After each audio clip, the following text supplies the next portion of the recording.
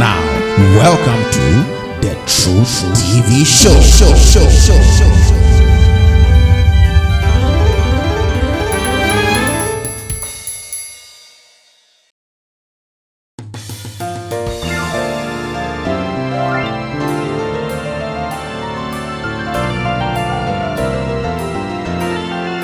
How do you acquire knowledge? Now, I'm going to show you, these are the main methods of acquiring knowledge. I'm just going to rush very fast because I got a lot of things to share with you tonight. The first one is called intuition. Intuition is a very powerful gift for knowledge acquisition. I think it's an endowment of the Creator. It refers to obtaining direct knowledge without subjecting yourself to the scientific method. So it basically relates to how you can relate with the inner powers of the subconscious mind in order to get some forms of knowledge or truth. That is intuition. But of course, like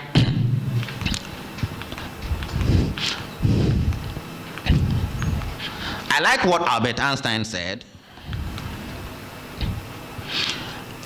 He said the intuitive mind is a sacred gift and the rational mind is a faithful servant, but we have created a society that honors the servant and has forgotten the gift.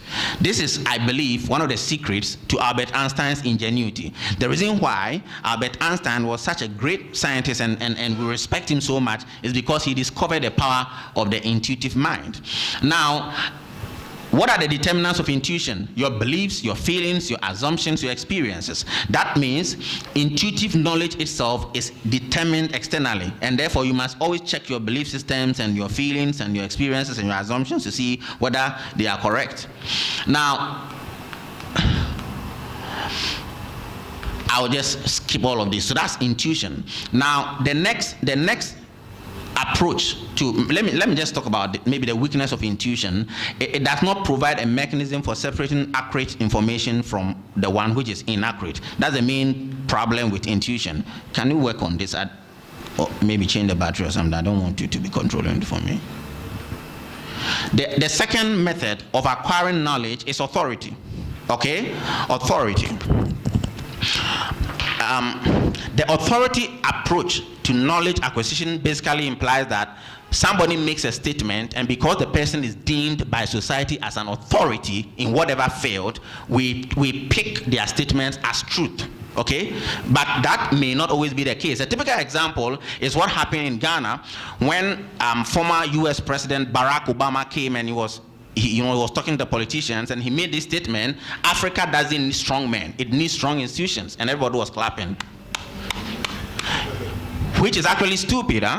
If you did a proper analysis in development economics, you see that the statement of Barack Obama was not empirical.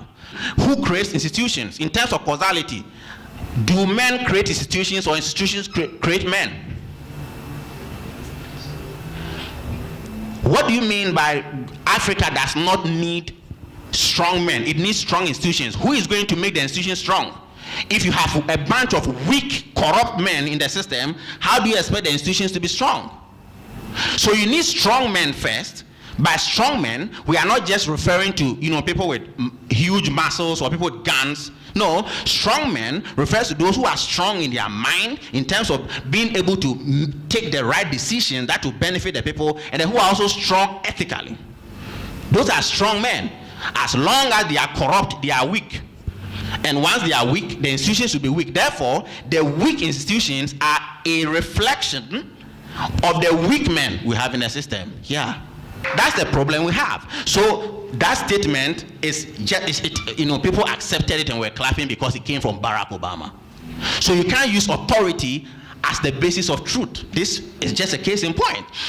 And then that's the weakness of authority. Now, another way for acquiring knowledge, which was proposed by René Descartes, is rationalism. Basically, according to Descartes, the way we gain knowledge is simply by reasoning. You use your mind, your rationality, you think. That's how you get knowledge. Okay, it is also used in science, but rationality also has a problem because it is not unusual for two well-meaning and honest individuals to reach different conclusions. I mean, two people who are not insane or mad can apply their minds to a particular particular concept and they will arrive at different conclusions. So who is telling the truth and who is lying? So that's the weakness of rationalism. And then we have empiricism. Empiricism is basically acquisition of knowledge through experience. This was propounded by John Locke and David Hume. Okay? Now, in the literature, you would see that when they're talking about empiricism, they limit it to natural empiricism. And I wrote a paper to quash that because I realized that is that represents some form of bias in the academy. Because those in the academy try to use their a priori assumptions and philosophies to communicate intellectually to the unsophisticated minds and deceive them, so to speak. I'm not one of those people who can be deceived when I'm reading academic work because I understand all the methods are, you can't really deceive me. So I had to write a paper to quash that. Because you see, when they talk about natural empiricism, they mean that all that you can, the way you can use empiricism to get knowledge is through your physical senses. And so if people report about certain experiences which appear to be transcendental, those in the academy will reject it. I don't think that is fair. I don't think that is fair. So I don't subscribe to that. So I propose that we can have natural empiricism, which is based on the physical senses, and then you can have transcendental empiricism, which is based on other factors. I mean, people can have direct divine revelations, out of body experiences, and spiritual encounters. If you haven't experienced it before, don't be talking. People have experienced all kinds of things, where somehow their consciousness can leave their body and they find themselves in so many places. It is a real experience. Christians report it, Muslims report it, Buddhists report it, Hindus report it. You can't just quash it because you haven't experienced it. So that's what we mean by transcendental empiricism. It is also a way of obtaining knowledge, but you have to check whether that knowledge is correct or not. I want to say that transcendental knowledge often leads to religious faith. Now, I've also seen some people erroneously claiming that science and religion cannot be related to each other. That is a gross ignorance on the part of the people. Both science and religion are based on faith. And I'm going to explain that to you. So there are two kinds of faith, basically, and they intersect. That's why I used a Venn diagram. What I call religious faith and then scientific faith. Religious faith comes from transcendental knowledge. That is a belief in a being or some God outside of the universe. But you need to understand that true faith or belief should be based on evidence, not mere feelings. Some people claim that religious faith is based on mere feelings. It's not always true. There are people who claim they believe in things and they are just emotional. There are others who believe in certain things because they have experienced it. And I think it is unfair for you to try to sideline the experiences of people. Religious faith is based on observations and information of the irregular and invisible. That's what brings religious faith. Now, when I say invisible, I'm referring to that which is physically unobservable. Now, you actually have a problem if you think that the only reality we have in our universe is that which is physically observable. It means you don't even understand physics. Because if I bring the electromagnetic spectrum here right now, I can prove to you that the only portion of the electromagnetic spectrum which allows us to see or which gives us vision is just a tiny fraction between about 340 and 700 nanometers. That is called the visible range.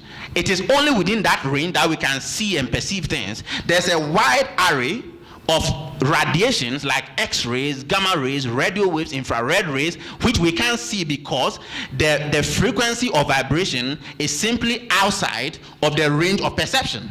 So you have a serious problem if you think that what you see or perceive just within the visible range of the electromagnetic spectrum is all that there is to reality.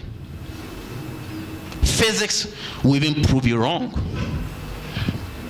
And by the way, those of you who don't like, okay, I won't say that. I think every one of you here is serious, but I hope you like mathematics, and science.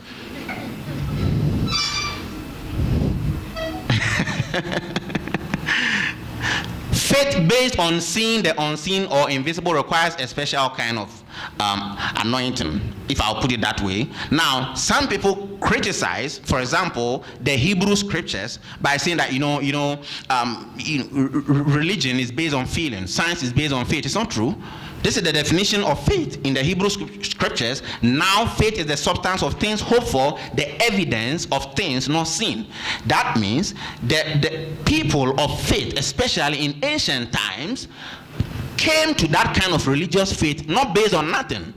Some things happened to them. Now the author tells us that, he says, for the elders, the ancient prophets obtained a good report. Now, who are those elders? They refer to the patriarchs like Abraham, Isaac, Jacob, etc., and then the prophets Moses, Isaiah, Ezekiel. So, for example, one ancient prophet, okay, reports. He's called Isaiah. He reports how he had a vision of the transcendental when he saw a transcendental being called God seated on a throne. Now, would you say that this is not fantasy? The fact that you can't experience it doesn't make it untrue, but this is somebody's vision and he reported it. And one of the things you see today is that about the consistency of revelation. It's found in Isaiah chapter 6.